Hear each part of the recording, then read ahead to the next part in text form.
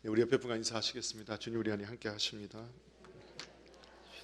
네, 오늘도 예배 자리에 함께 하신 우리 모든 분들의 심령 속에 우리 주님께로부터 은혜와 평강이 항상 넘쳐 나실 줄 믿습니다. 오늘 우리가 추수 감사주일로 오늘을 지키면서 평소 같으면 우리 연합 여전도에서 떡도 준비해서 이렇게 한 덩어리씩 드리면서 기쁨도 나누고 이렇게 즐거움도 나눠야 되는데 오늘은 여전히 온 성도님들이 함께 모이지 못하고 해서 우리 회장님들과 또 같이 기도하고 의논하면서 저도 이제 전체 이렇게 떡을 하는 것보다 그 떡 비용을 우리가 헌금으로 드려서 우리 노회가 우리가 속해 있는 노회가 이 강남의 지역에 노회가 있는데 거기에 한 26교회 정도, 27개 정도가 상가 교회로서 굉장히 어려움을 겪고 있습니다. 그래서 지난 한 6개월 전부터 노회 차원에서 우리도 그때 헌금을 해서 그분들에게 매달 50만 원씩 이제 후원을 26개 후원을 하고 있는 일들을 계속 하고 있었고, 그래서 이번에 우리 권사님과 의논하면서 우리가 떡 한 덩어리 먹는 것보다 그거를 그 노회 목사님들을 섬기는 일에, 그 교회를 섬기는 일에 좀 하면 좋겠다. 그래서 성탄절 때 그때도 좀 우리가 구제하는 헌금을 늘 해왔었는데 그걸 모아서 같이 이렇게 좀 헌신하는 걸로 결정을 좀 했습니다. 그래서 오늘 떡을 왜 떡이 또 안 나오냐 뭐 이런 마음을 가지신 분들은 또 이해하시고 집에서 떡을 해 드시고 오늘은 그렇게 우리가 그것을 우리는 그래도 은혜 안에서 그래도 우리의 별도의 그래도 우리 성도님들의 오랜 헌신 가운데서 건물을 우리가 소유하고 있어서 그래도 이 어려운 시기에도 또 성도님들이 마음을 잘 모아주셔서 큰 어려움 없이 넘어가고 있지만 그 작은 교회들 너무 고통스러워하고 있는데 섬길 수 있게 된 것을 감사하시고 저희가 조금 더 이렇게 마음을 모아주시면 감사하겠습니다. 우리가 이제 그 지난 시간에 이어서 오늘 좀 바로 이 본문의 말씀을 들어가려고 하는데요. 이 세상의 용사 니무롯이라는 제목을 가지고 우리가 기독교 세계관을 가지고 정치의 영역에서 어떻게 반응해야 하는가를 우리가 말씀을 좀 상고했었습니다. 그래서 오늘도 추수감사 예배를 말씀을 전할까 하다가 저녁 예배 때 좀 정리해서 저녁 예배 때는 감사절 예배에 대한 말씀을 전하고 오늘 연속해서 마무리를 좀 하면 좋겠다 싶어서 오늘을 지난주에 이어서 우리 그리스도인들이 정부에 대해서 적법한 절차에 대해서 순종하고 또 인격적으로 지도자들을 대하고 그리고 의무를 다하는 그리고 기도하는 이러한 사명들이 교회에게 있음을 우리 개개인에게 있음을 살펴보았죠. 그런데 이제 문제는 그러면 악한 정부, 악한 지도자, 권세 앞에는 우리가 어떻게 해야 되는가? 그 잘못된 요구 앞에는 우리가 그리스도인들은 어떻게 해야 하는가? 이 부분과 그리고 이러한 고민 가운데서 이 악한 영들이 여전히 교회뿐만 아니라 이 세상을 속이고 있는데 그 속임에 선동당하지 않으려면 어떠해야 하는가, 이 부분에 대해서만 오늘은 집중해서 살펴보겠습니다. 시간이 없는 관계로 제가 간단하게 요약을 하고 우리 성도님들도 관심이 있는 분들은 제가 좀 제안을 하는 부분들을 좀 찾아보시고 또 잠깐 공부해 보시면 그래도 우리가 좀 신앙에 유익이 있지 않을까 싶습니다. 자, 먼저는 첫 번째로 악한 정부에 대한 그리스도인의 자세에 대해서 좀 살펴볼 건데요. 우리는 그리스도인에게 세상 권세보다 이 세상의 권세를 주신 하나님이 더 크시고 귀하시고 높으신 분이기 때문에 그분께 복종해야 한다는 사실을 우리가 확인했었습니다. 또한 우리의 우선된 국적은 이중 국적을 갖고 있지만 하나님의 나라의 백성으로의 시민이 제일 1 국적이라고 우리가 공부했었죠.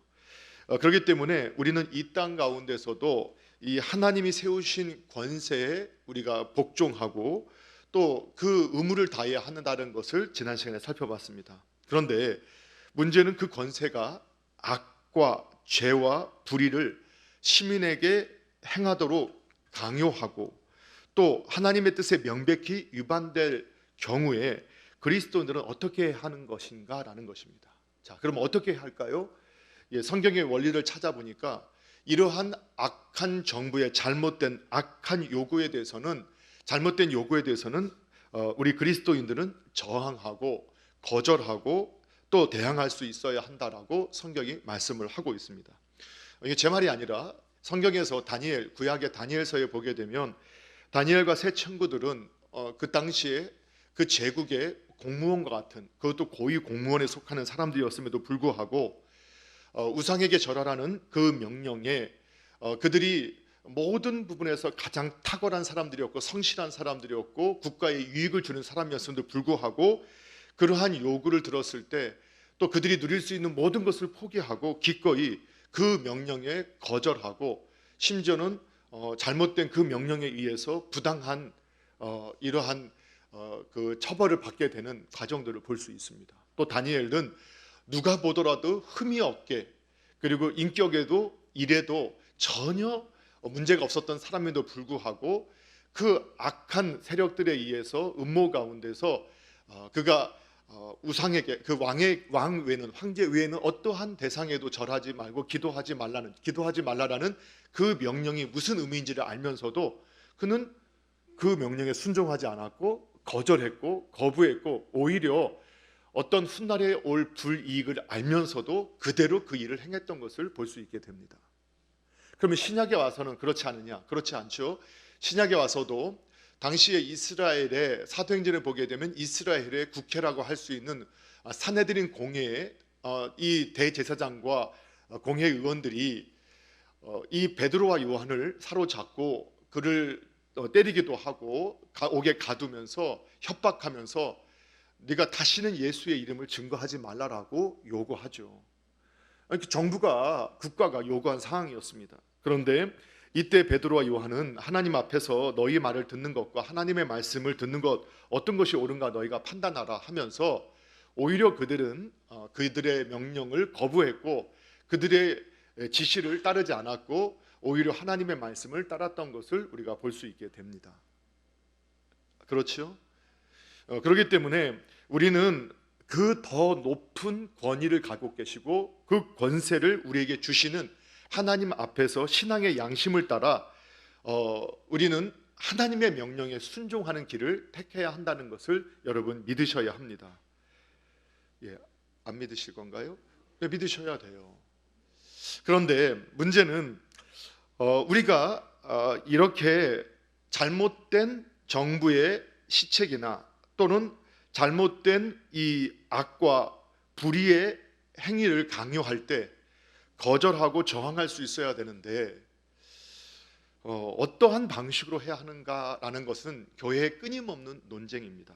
한쪽에서는 우리는 예수님처럼 순한 양처럼 그냥 아무 대항도 저항도 하지 않고 또 저항하면서도 저항을 하되 그 비폭력, 무저항으로 그렇게 모든 것들을 수용해야 된다라고 주장하는 분들이 있고 또 한편으로는 이 악에 대해서 정복했던 것처럼 성경에서도 악을 정복하는 전쟁을 하나님께서 허용했던 것처럼 이 악에 대해서 적극적으로 대응하고 제거하는 노력을 그리스도인들이 해야 한다라는 이 팽팽한 논쟁이 계속해서 이어져 왔었습니다. 예를 들면 최근에 이게 정치인들은 자신의 그 입맛에 맞게 항상 이분의 내용을 그리스도인들이 인용하는 걸 보게 되는데 본 히퍼라는 분 혹시 들어보셨는지 모르겠어요. 우리가 선한 능력으로라는 찬양을 연말 연초에 좀 불렀었는데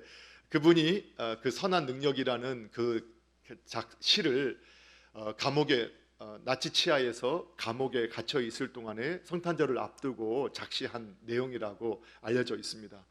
그런데 본 헤퍼는 이 나치 히틀러 치하에서 그 유명한 미친 자에게 운전대를 맡길 수 없다라고 하면서 그 악한 그 정부의 수장이었던 히틀러를 제거하는 것이 오히려 하나님의 뜻을 이루는 것이라고 주장을 했고 이렇게 당시에 나치 치하의 모든 교회들이 오히려 히틀러를 지지하고 그를 축복하고 그 정책에 함께 동조하면서 말도 안 되는 논리를 가지고 나치 교회라는 이런 오명을 쓰고 있을 때 고백교회라는 교회를 교단을 만들고 심지어는 이 본 헤퍼는 히틀러 암살 계획에 참여했다가 적발이 되어서 그 미군이 들어오기 이제 한 2달 전에 현장의 이슬로 사라지게 되는 그런 과정을 겪었던 사람이기도 했었습니다. 이러한 두 가지 내용들이 아주 팽팽하게 이렇게 맞서고 있습니다. 그럼 어떤 것이 옳은 것일까?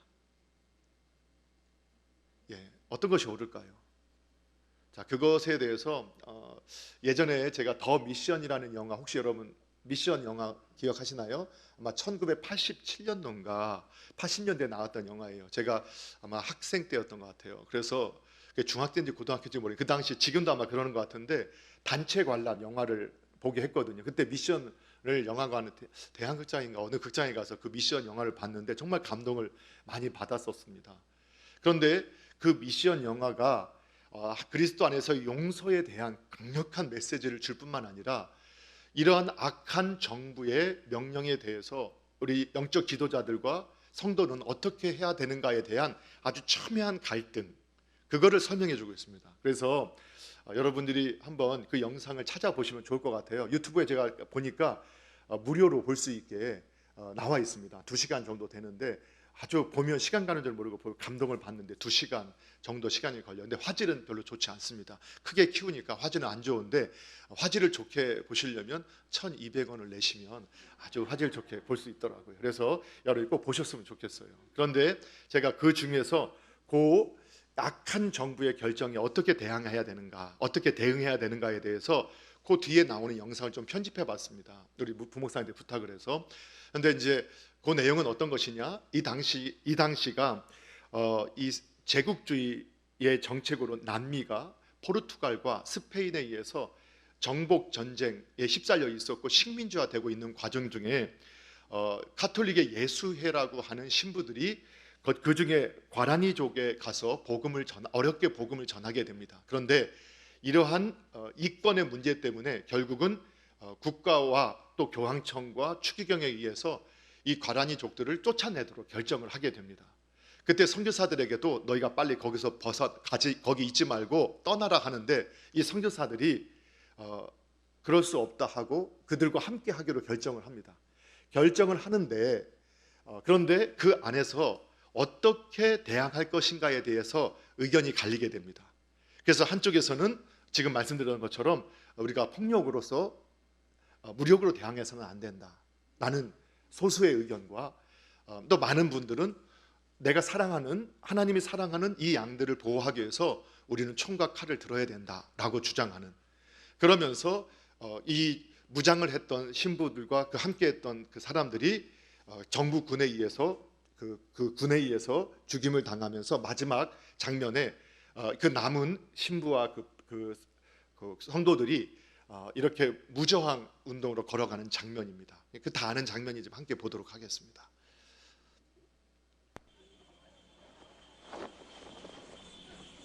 결전을 앞두고 있는 장면입니다.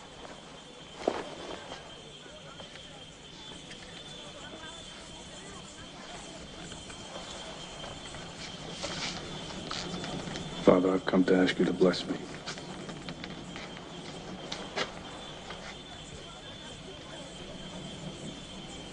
No.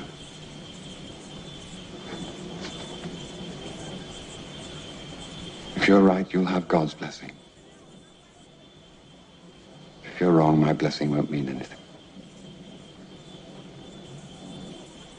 If might is right, love has no place in the world. Maybe so, maybe so. But I don't have the strength to live in a world like that, Rodrigo.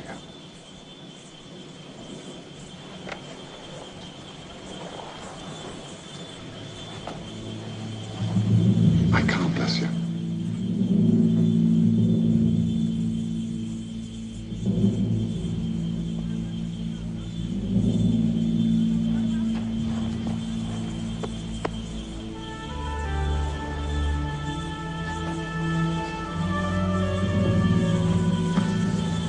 Rodrigo.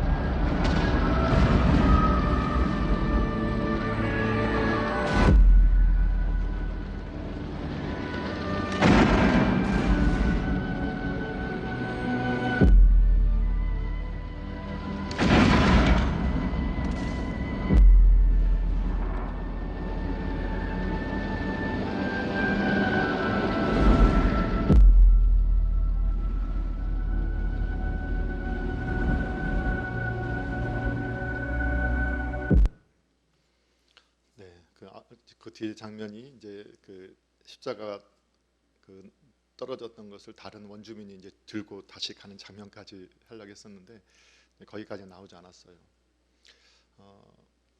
지금 아주 심각한 도전을 하고 있죠.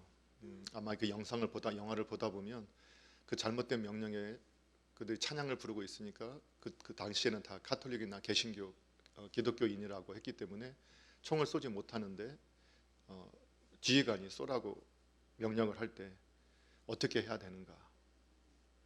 대부분 다 총을 쏘게 되죠. 이러한 많은 질문들을 하게 하는 장면입니다. 그러나 여기서 한 가지, 그 신부님들은 충분히 그 원주민을 떠나서 생명을 보존할 수 있었습니다. 그런데 무장으로 하려고 했든 아니면 비무장으로 하려고 했든 그들의 중심은 뭐가 있었느냐? 하나님을 사랑하고 그 사람들을 사랑하고자 하는 마음이 있었습니다. 그리고 그들과 함께 하겠다라는 마음이 있었습니다. 그러니까 그들의 목적이 아닙니다. 그 선교사들의 어떤 이기적인 욕심이나 욕망이나 목적이 아니라 그 위기의 순간에 그 원주민들을 버릴 수 없다라는 그 믿음 안에서, 그러나 그 방식은 달랐던 겁니다. 그래서 가브리엘이라고 하는 선임 그 선교사님이 후임 선교사가 와서 축복해 달라 할 때 서로 의견이 다르기 때문에 축복할 수 없다. 왜냐하면 내가 축복한데 무슨 소용이냐? 하나님께서 맞다면 축복하실 것이고 만약에 틀리다면 내가 축복한들 그게 무슨 소용이 있겠느냐? 그러나 마지막에 어떻게 합니까? 십자가를 벗어서 주지요. 지금 내가 생각하는 것과 해석하는 것과 네가 해석이 달라도 뭐는 같다라는 거예요. 그들을 사랑해서 선택한 그 결과는 같다. 그래서 들이 비난하거나 서로 거기서 서로를 대적하거나 한 것이 아니라, 논쟁하고 싸운 것이 아니라 각자의 길을 서로 축복하면서 서로에게 각자의 길을 인정하면서 자기의 길을 택했던 겁니다. 그래서 결국은 무장한 쪽도 죽었고 비무장한 것도 죽었고, 그래서 마지막 장면에서 저와 여러분에게 어느 것이 옳은 선택인가를 결정하게 합니다. 그래서 우리는 분명히 잘못된 정부의 어떠한 요구, 시책 또는 권력의 앞에서 정당한 하나님의 말씀에 위배되는 요구에 대해서는 우리가 저항하고 또 이것을 아니라고 말할 수 있어야 하지만 그 방식에 대해서는 분명하게 기도하고 고민하며 선택해야 합니다. 종종 우리는 우리가 하는 행위가 정당하기 때문에 그 방식은 그 수단은 어떠해도 된다라는 이러한 잘못된 논리와 속임에 속을 때가 있습니다. 그러나 성경을 통해서 우리가 배우게 되는 것은 하나님은 우리의 목적이 정당하면 수단도 방법도 정당해야 한다는 것을 우리에게 가르쳐주고 있습니다. 그리고 정말 자신의 영광, 자기의 이기적인 목적이 아니라 하나님 앞에서 믿음의 수준에 따라서 최선을 다해서 하나님을 사랑하고 이웃을 사랑하기 위해서 정말로 어떤 문제에 대해서 결정을 했다면 그분들은 이처럼 비난하거나 싸우거나 분열하는 것이 아니라 서로의 길들을 인정하고 주어진 길에 최선을 다하는 모습을 우리가 배우게 됩니다. 저도 개인적으로 어떤 길을 택할 거냐고 저한테 묻는다면 합법적인 범위 안에서 우리가 비폭력적인 방식으로, 분노의 감정이 아닌 사랑의 방식으로 우리가 할 수 있는 합법적인 범위를 찾아서 노력해야 할 거라고 생각을 합니다. 그러나 이미 법마저도 히틀러 시대 나치에 치하 있었던 본히퍼의 목사님처럼 이미 그들의 합법적인 절차를 통해서 악법이 합법이 되어졌을 때 본히퍼 목사님이 총을 들어서 히틀러를 암살하려 했던 그 행위가 잘못됐다라고 저는 말할 수 없을 것 같습니다. 그래서 오늘 우리에게 동일한 질문을 하게 됩니다. 어떻게 할 것인가? 문제는 이러한 때에, 이런 혼동하는 때에 자신들의 이기적인 욕망과 목적을 실현하도록 이 세상의 사람들을 충동질하고 선동하고 또 그렇게 미혹해서 자신들의 목적을 이루는 도구로 사용하고 버리는 세력들이 있다는 겁니다. 그래서 두 번째, 우리는 거짓에 선동당하지 말아라. 그리스도인으로서. 자, 그러나 그 모습을 우리가 어디부터 확인할 수 있느냐? 예, 오늘 니무롯과 그 추종 세력들이 이 창세기 때부터 하나님의 백성들, 노아의 후손들이었던 같은 형제들을 선동하고 거짓으로 그들을 속이고 결국 하나님을 대적하게 만들었고, 당시에 노아가 살아있음에도 불구하고 그 시대에 그런 일들이 벌어졌던 이 모습은 오늘날 나타나는 모습의 시작점이었던 것들을 우리에게 보여줍니다. 물론 그 시작은 에덴 동산에서 마귀가 아담과 하와에게 거짓말로 선동하고 하나님과의 관계를 오해하게 만들고 결국은 하나님과 사람의 사이를 분열하게 만들었던 그 전략 그대로 오늘날도 악한 영은 이 땅 가운데 하나님을 대적하고 교회를 깨뜨리고 하나 진리로부터 멀어지게 하기 위해서 세상에 이러한 제도와 조직과 문화를 통해서 지금도 그러한 방법으로 공격을 하고 있다는 겁니다. 문제는 그리스도인들이 그 사실을 알지 못함으로 인해서 이러한 거짓 선동에 이용당하고 정의를 세우고 진리를 세운다라고 열심을 냈는데 오히려 진리를 깨뜨리고 하나님의 정의를 훼손하는 일에 앞장서는 일들을 볼 수 있게 된다는 겁니다. 지난 시간에도 우리가 경제 제도를 보면서 근대에 오면서 1800년대, 1900년대에 이미 산업혁명 시대 이에 이 사회과학적인 용어로 이런 현상들, 문화들을 표현했던 것처럼 오늘날 이런 벌어지는 일들에 대해서 이미 20세기 때 이러한 현상들을 정리하고 이용했던 사람들이 있었습니다.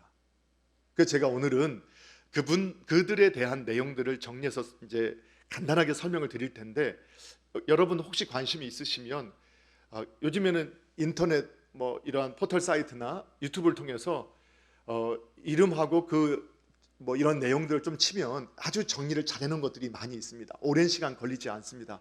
그래서 좀 보기를 제가 추천을 드립니다. 그래서 오늘 제가 설명드리는 사람들과 그들이 말한 내용들을 한번 검색해 보시고 조금 더 공부해 보시면 좋을 것 같고, 오늘 말씀을 드리지 못하지만 지난주에 설교를 들으면서 어떤 분이 조지 오웰의 책을 다시 한번 생각나게 해주셨습니다. 그런데 저도 오늘은 그 부분을 다룰 수 없지만 조지 오웰이라는 분의 동물농장 그리고 1984라는 그 책을 여러분이 읽어보시면 좋지만 책을 읽기는 또 어려우시잖아요. 그것도 유튜브에 조지 오웰 동물농장 그리고 조지 오웰 1984를 치시면 이 전체주의 그리고 이러한 사회주의자들이 어떻게 국민들을 선동하고 속이고 있는가, 그리고 백성들은 그것을 모르면서 계속 세뇌당하고 선동당하게 되는가, 이러한 내용들을 잘 설명해 주고 있습니다. 그래서 요약된 내용이라도 한번 보시는 것이 좋을 것 같고, 조금 이것이 지금으로부터 70년, 80년 전에 정리됐던 내용이지만 오늘날과 동일하고 그 현상은 또 70년대, 80년대 일이 아니라 성경을 보니까 니무롯과 그 추종 세력에서 더 올라가니까 에덴 동산에서 마귀가 행했던 일이었다라는 것을 우리는 알게 된다는 겁니다. 그런데 그것을 사회과학적 용어로 어떻게 정리를 했는가? 이러한 전체주의자들은 공산주의자들은 선전선동을 그 어떠한 가치보다 중요하게 여기고 있고, 또 이러한 그들의 어떠한 모습 때문에 우리가 알고 있는 이 전체주의자들, 레닌이나 스탈린, 히틀러나 또는 괴벨스, 모택동 같은, 마오쩌둥 같은 이러한 사람들은 당대의 선전성동의 천재들로 불려진다라고 알려져 있습니다. 그래서 그 공산주의 국가에서는 선동부를 두고 있고, 우리가 알고 있는 북한에서도 남한을 대남 전략 사업부로 해서 선동부를 두고 있고, 그 장은 최고로 신임하는 사람을 세운다라는 것을 여러분 알고 계실 겁니다. 그런데 이러한 일들이 정리됐던 그것을 사람의 심리와 군중의 심리를 잘 파악하고 그것을 악한 쪽으로 이용했던 아주 유명한 인물들이 있습니다. 한번 영상을 또 PPT를 한번 보여주실까요? 예, 바로 이 사람들입니다. 처음에 누가 있죠? 예, 히틀러, 그 다음에요 괴벨스, 그 다음에요 그람시라는 사람입니다. 여러분 처음 괴벨스, 그람시는 처음 들어보시죠? 히틀러는 많이 들어보셨죠? 그런데 히틀러, 독일의 나치의 국민들을 선동해서 결국은 나치 당이 독재를 하고 히틀러 독재를 하게 되면서 그 선전수를 공부하고 같이 그것을 학문적으로 체계했던 사람이 그 괴벨스라는 사람입니다. 그리고 그 당시에 파시즘, 이탈리아의 파시즘의 어떠한 그 영향 안에서 사회주의 운동을 위해서 안토니스 그람시라고 하는 사람이 아마 여러분 요즘에 가끔씩 언론에서 진지전이라든가 뭐는 기동전이라고 하는 말을 창시하고 어떻게 이 고착화되어 있는 이러한 문화를 깨트리고 그들의 사상을 주입할 수 있는가를 만들어내서 그가 살아있을 동안에 영향을 미치지 못했는데 오히려 국가 체제로서의 공산주의나 전체주의가 무너지고 난 이후에 사람의 의식을 변화시켜서 그들이 원하는 사상을 주입하고 그들의 도구로 목적으로 사용할 수 있는 일에 오히려 최근의 전체주의자들 그리고 최근의 사회주의자들은 이 안토니스 그람시의 그 이론을 아주 신봉하고 있고 활용하고 있다는 것을 알게 됩니다. 자, 그들은 몰라도 되지만 그러나 그리스도인들이 그들이 어떻게 사람들을 선동했고 어떻게 선동해야 한다고 가르치고 있는가. 그래서 오늘날 이 전체주의자 그 다음에 이런 사람들은 그들이 학습했든 학습하지 않든 간에 이러한 동일한 이론을 가지고 오늘도 크리스천들을 또 이 세상의 백성들을 시민들을 선동하고 속이고 있다는 것을 알게 됩니다. 그래서 크리스천들은 진리로 무장하고 중심을 세워서 이 땅에서 소금과 빛으로서 이 땅의 중심을 잡을 수 있는 그러한 사람들이 되어야 할 줄로 여러분 믿으시기 바랍니다. 자, 그래서 간략하게만 이들의 이름들을 한번 정리한 내용을 살펴보면 이렇게 되어 있습니다. 자, 히틀러는 그의 선전선동술에 대해서 핵심 원리를 이렇게 선전선동 핵심 원리 이렇게 말하고 있습니다. 같이 첫 번째 거 보겠습니다. 같이 읽어보겠습니다. 시작. 추상적인 관념 따위는 피하고 감정에 호소하라. 아주 구체적인 아주 이런 하늘 항상 이런 거 생각하지 말고 감정에 호소하라. 두 번째요. 함께 있습니다. 시작. 끊임없이 몇 마디 정해진 문구를 반복하라. 예. 세 번째. 언어적, 시각적으로 끊임없이 반복하라. 네 번째. 또 계속 보겠습니다. 선전선동을 통해 공포감, 주저, 곤혹 등 느끼게 하여 적의 사기를 누르되 단일 목표를 향해 단기간에 집중적으로 선전을 실시하라. 예. 그 다음에 또 함께 볼까요? 함께 있습니다. 시작. 전체 중에서 사소한 일부분의 잘못이나 실수를 끄집어내 전체 집단을 다 부정하게 하고 잘못된 것이라고 뒤집어 씌우라. 예. 이런 식으로 히틀러가 독일의 자유민주주의 국가였던 그 국가를 장악하고 그 모든 백성들을 어떻게 했습니까? 예, 전쟁의 소용돌이에 빠뜨렸고 수많은 이 시민들, 사람들을 죽게 만드는 끔찍한 일들을 자행하게 했죠. 또 그 국민들은 그에게 선동당해서 그 일에 악용되어졌던 것을 우리가 발견하게 됩니다. 말씀드렸던 것처럼 이 본히퍼 외에 고백교회를 만들었던 그 일부의 교회와 목회자들과 성도들 외에는 당시에 독일의 모든 교회들은 나치 교회가 되어서 히틀러를 찬양했고 지지했고 그 정책을 위해서 앞장서서 축복했던 모습들을 발견하게 됩니다. 그만큼 선동이 강력했다는 것을 배우게 되죠. 자, 그런데 이해 사상, 자, 요거는 뒤에 좀 더 제가 설명할 겁니다. 이런 것만 알고 계시고 이 히틀러의 내용을 누가 정리했느냐? 괴벨스라는. 그래서 실제로는 그 이론화한 사람은 괴벨스이기 때문에 괴벨스가 말한 그 이론을 한번 찾아보면 괴벨스는 또 이렇게 말했습니다. 그냥 설명하기보다는 읽어보시기 바랍니다. 첫 번째 함께 읽습니다. 시작. 언어를 잘 활용하면 어떤 관념의 다른 옷을 입혀 변화를 가능하게 할 수 있다. 예. 두 번째, 거짓말도 계속 되풀이하면 사람들은 처음에는 부정하고 나중에는 의심하지만 결국은 믿게 된다. 예. 세 번째, 선전선동만으로는 대중을 장악하는 것은 불가능하다. 선전선동에 성공하려면 프로파간다에 대한 비판과 저항을 막기 위해 조직적인 폭력을 행해야 한다. 이래 프로파간다라는 것은 동일한 선동이라는 거예요. 선동이라는 뜻입니다. 다시 한번 보여주세요. 세 번째. 그래서 선전선동에 성공하려면 선동에 대한 비판, 자신들은 선동하지만 그 선동에 대한 비판과 저항을 막기 위해서 폭력을 행해야 된다. 이렇게 가르친 거예요. 네 번째 보겠습니다. 함께 있습니다. 시작. 행동대 추종자들에게 대가를 충분히 지불하라. 다섯 번째, 사실과 거짓을 적당히 섞어서 유포하라. 예. 자, 게벨스가 이러한 이론들을 정리해서 그것을 가지고 독일의 국민들을 완전히 장악을 했고 그들의 선동의 도구로 사용했던 것을 볼 수 있게 됩니다. 자, 좀 더 구체적으로 예를 들어 볼게요. 이들은 언어, 그러니까 선전, 거짓입니다.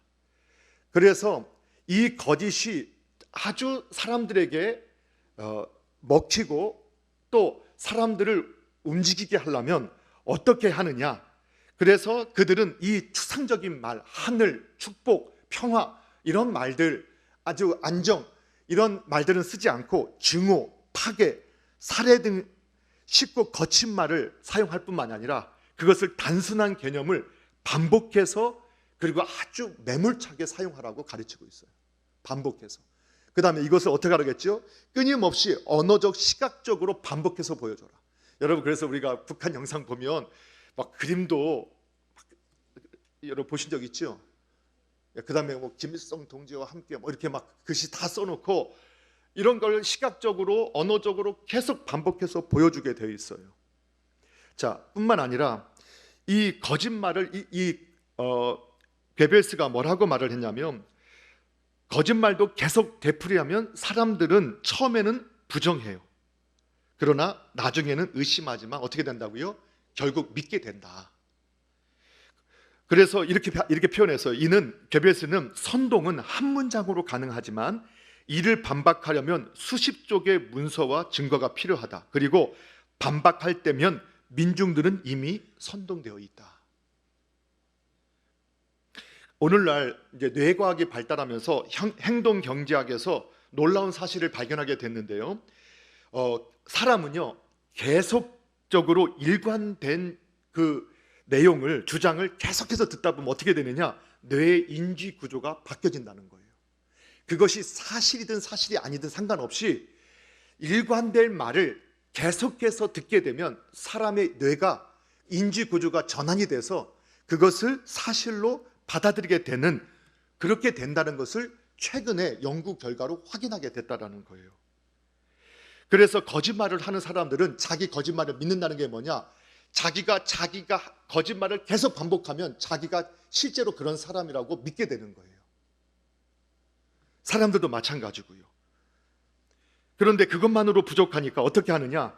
선동만으로는 대중을 장악할 수 없으니까 그 선동을 성공하려면 아까 프로파간다라고 자신들의 선동에 대해서 비판하고 저항하는 사람들을 막기 위해서 조직적인 폭력을 행해라. 그럼 어떻게 하느냐? 이 사람이 게벨스가 아주 놀라운 말을 했어요. 그게 뭐냐? 공포는 사람을 겸손하게 만든다. 참 재밌는 표현이죠. 두려움은 사람을 겸손하게 만든다. 그는 이런 표현 속에서 그래서 그는 나치의 돌격대, 친위대, 게슈타포 같은 폭력 장치를 이용해서 조금이라도 히틀러에 대해서 반한 의견을 말하거나 나치에 대해서 조금 더 반대되는 의견을 말하면 바로 체포하고 구금하고, 그리고 설사 죄가 없다 하더라도 미리 가서 체포하고 구금해서 다른 사람들이 말을 하지 못하도록 계속 두려움을 심어주었어요. 그리고 어떤 때는 집단으로 폭행을 가해서 다른 평범한 사람들이 거기에 말을 하지 못하도록 만들었죠. 예, 그래서 폴보츠라고 하는 캄보디아의 우리가 뭐죠? 킬링필드, 예, 정말 말씀하죠. 그것을 진행했던 이 사람도 어떻게 했냐면 10대 제 현장에 가 보니까 거기 하는 말이 11살, 12살부터 18, 19, 17 이런 아이들을 다 데려가서 이렇게 선동을 하고 사상으로 세뇌를 시킨 거예요. 친위대를. 이 젊은 애들은 정의에 대한 목마름이 있잖아요. 그 잘못된 건 아니지만 그거를 악하게 증오심을 심어주고 분노의 감정을 심어줘서 그 폴보츠의 개가 되게 만들었 거예요. 그건 제 표현이 아니에요. 그냥 학술적인 표현으로. 그래서 폴보츠가 좌표를 찍으면 나치의 친위대들이 히틀러가 저거 잘못됐네 말만 하면 그들은 이유 여하를 막론하고 그 앞에 가서 선동하고 린치를 가하고 해서 결국은 굴복시키게 만들었던 그런 모습을 갖고 있는 거예요. 심지어는 이 캄보디아에 가니까 어떤 역사가 있느냐, 10대 아이들이 혁명군이라고 내려와서 자기 부모를 죽이는 거예요. 그 의식하던 애들은 자기 부모도 죽이는 거예요. 근데 좀 양심이 있는 애들은 야, 내 엄마 아빠는 네가 죽여. 네 엄마 아빠는 내가 죽일게. 근데 그것이 하고 나서 그 킬링필드가 끝나고 나고 정권이 바뀌고 난데 그들이 인터뷰한 게 있어요. 근데 그분들이 얼마나 순박한지 몰라요.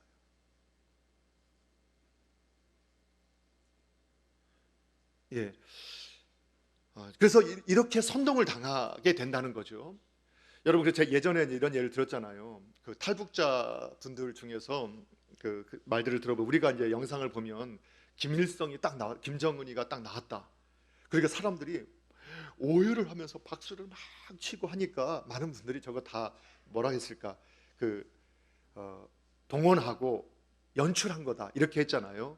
그런데 당시 탈북자들이 그것을 연출한 거 아닙니까 하니까 뭐라고 말해요? 아닙니다. 어렸을 때부터 뭐라고 들었어요? 부모님보다 더 위대하고 나를 더 사랑하고 나를 지켜주는 분은 누구라겠어요? 김정은이라고 했잖아요. 김일성이라고 했잖아요. 그러니까 그들의 소망은 그들의 우상이에요. 우상. 그분을 한번 보는 게 일생의 소원이 되어버린 거예요. 근데 정말 그분들이 하는 말이 뭐냐면, 제가 그 영상을 듣는데 놀란 게 정말 김정은이가 딱 나타나니까 자기도 모르게 막 피가 거꾸로 돌면서, 표현은 그런 거예요.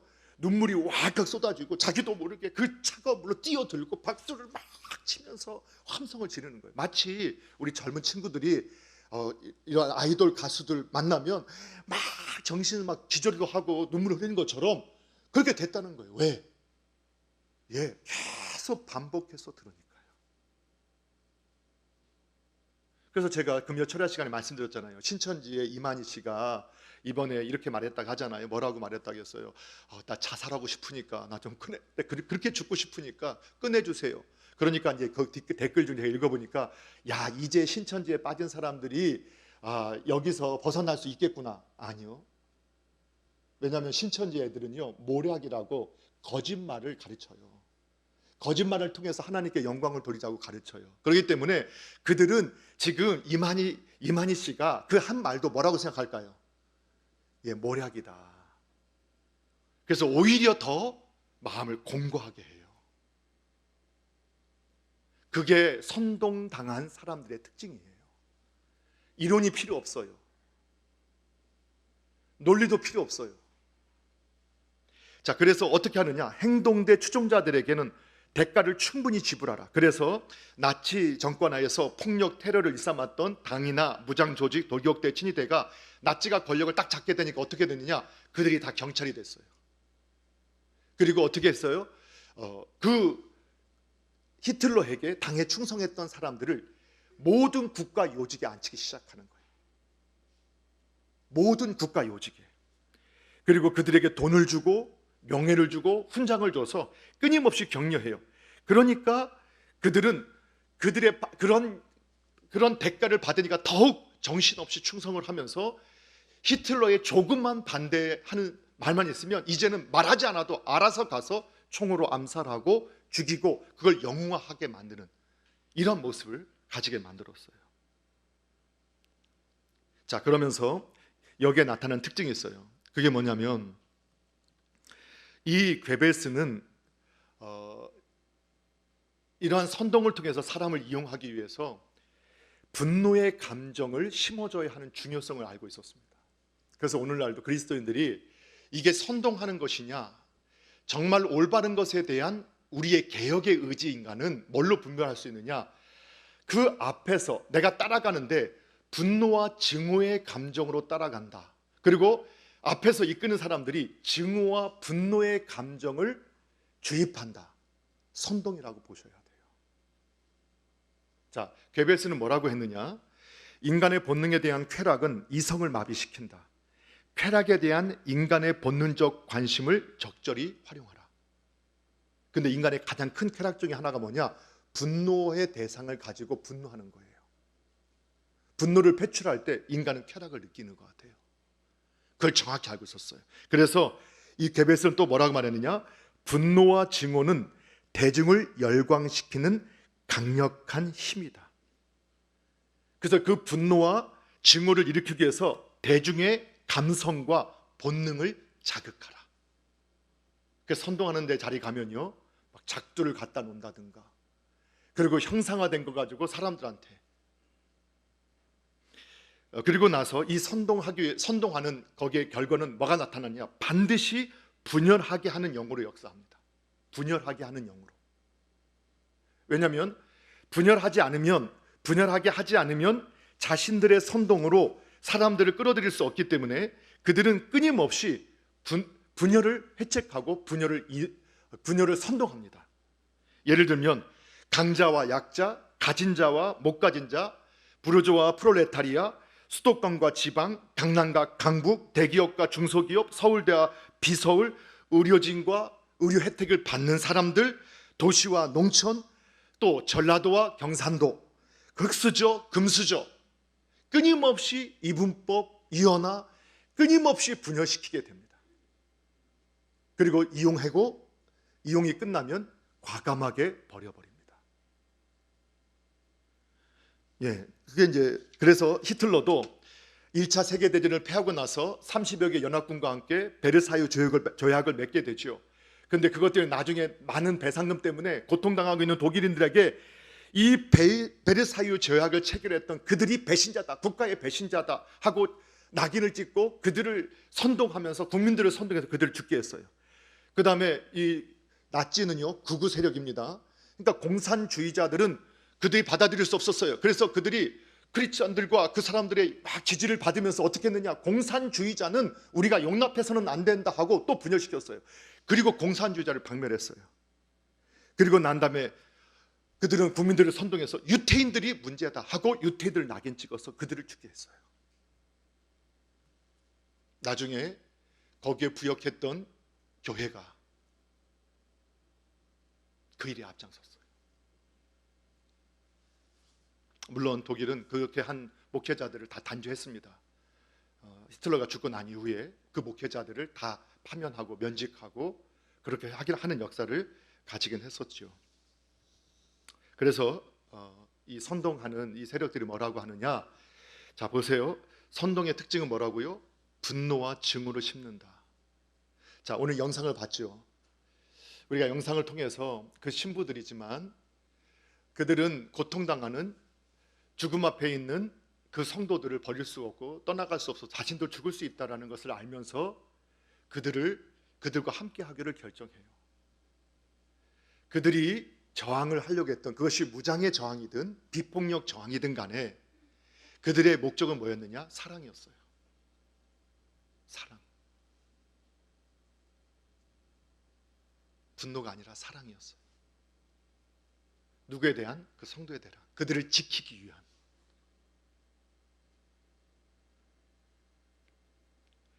이 괴벨스는 하나 더 정리를 드리면 괴벨스는 뭐라고 했느냐? 언론은 정부의 손안에 있는 피아노가 되어야 한다. 거리를 정복하면 군중을 장악할 수 있고 군중을 장악하면 국가를 장악할 수 있다. 민중은 단순하다. 빵 한 덩어리와 왜곡된 정보만 주면 국가에 충실한 사람으로 만들 수 있다. 놀랍지 않습니까? 제가 선교지를 다니면서 한참 한 6, 7년 전에 다닐 때 보면 한국은 많은 선교지에 보면 그 국민들이 부러워하는 나라였어요. 그런데 그 당시에 어떤 표현들이 한국에 있었냐면 헬조선, 그리고 무슨 몇포 세대라는 단어들. 오늘 이제 이것을 제가 알게 된 이후에 그것을 보게 되니까 우리나라가 정말 잘못됐어. 이 말 여러 말로 설명하는 것보다 헬조선이라는 단어 하나가 훨씬 더 강력한 이미지로 작용해요.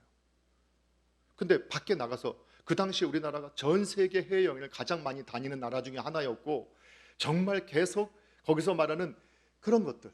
근데 그 당시에 그것을 비판만 했던 지니지스 개수라든가 그다음 빈부의 격차의 문제, 자살률이라든가 그런 문제들이 지금 보면 훨씬 더 심각해졌거든요. 근데 지금 헬조선이라는 말을 쓰지 않아요.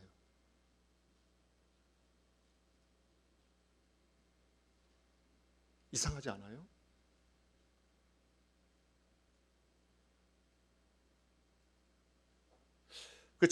저도 목회자로서 그 당시에 그런 말 많이 썼고 설교 시간에 이 시대가 우리나라가 헬조선이랍니다. 우리나라가 몇포 세대랍니다.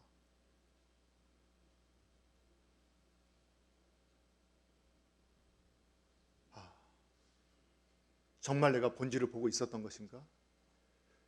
분노가 아니라 사랑으로, 그리고 현상에 대한 반응이 아니라 본질에 대한 어떤 개혁을 해나갈 것인가에 대한 대답은 없어요. 그래서 분노에서 그 분노의 감정을 쏟아 부었지만 변화된 건 하나도 없어요. 오히려 더 악화되고 있어요. 그 일에 누가 사용되었느냐? 교회와 목회자와 성도가 동원되고 있었다는 거예요. 저는 답을 드리려고 하는 것은 아닙니다. 이런 현상들을 보자는 겁니다. 정치의 영역에서 그리스도인들은 자기의 역할을 반드시 감당해야 합니다.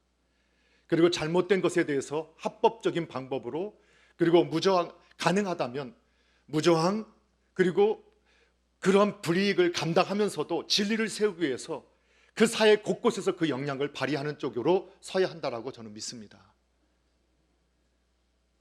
그러나 그 정의로움과 그 마음 때문에 선동에 사용되어지지 않았으면 좋겠습니다. 진리를 세우고 하나님의 영역 주권이, 모든 주권이 이 땅에 세워지기 위해서 오히려 더 냉정해지고 분열하는 것을 하나되게 만들고 진리를 세우고 또 하나님의 나라가 온전히 이루어질 수 있도록 소금과 빛이 되어서 그 중심을 잡는 역할을 누가 해야 되느냐? 교회된 저와 여러분이 할 수 있었으면 좋겠습니다. 오늘 그런 은혜가 함께하기를 주님의 이름으로 꼭 축원합니다. 그래서 우리 성도님들, 제가 다 설명드릴 수 없기 때문에 그냥 간략하게 요약해서 저는 소개해드렸는데, 혹시 더 관심이 있으신 분들은 꼭 이번 주 한 주간에 조지 오웰의 동물농장, 그리고 1984, 조지 오웰의 1984 치면 유튜브나 네이버에 정말 다이브 이런 데 아주 많이 나옵니다. 영상을 차라리 보시니까 훨씬 더 이해가 빠를 것 같고, 미션이라는 영화도 한번 꼭 보셨으면 좋겠습니다. 그리고 히틀러나 괴벨스나 또 이 그람시 같은 사람들의 이름을 한장 잠깐만 쳐보면 거기에 대한 내용들도 우리 크리스천들이 알아야 할 정도만 관심을 가지시고, 우리가 이 세상을 개혁하는 개혁자가 되어주시고 정말 하나님의 영광을 위해 쓰임받는 복된 복의 통로가 될 수 있기를 주님의 이름으로 축복합니다. 기도하겠습니다. 하나님 아버지, 감사합니다. 오늘도 주님의 선하신 뜻 안에서 저희들에게 보여주신 하나님의 말씀을 따라 우리가 바로 진리를 세우는 일에, 주님의 영광을 나타내는 일에 사용되어지게 하여 주시옵고, 이 땅에 참 교회가 되어서 우리 교회가 되어 중심을 잡는 소금과 빛의 사명을 감당하는 우리 모두가 되게 하여 주시옵소서. 주님께서 함께 하심을 믿으며 예수님의 이름으로 기도합나이다. 아멘.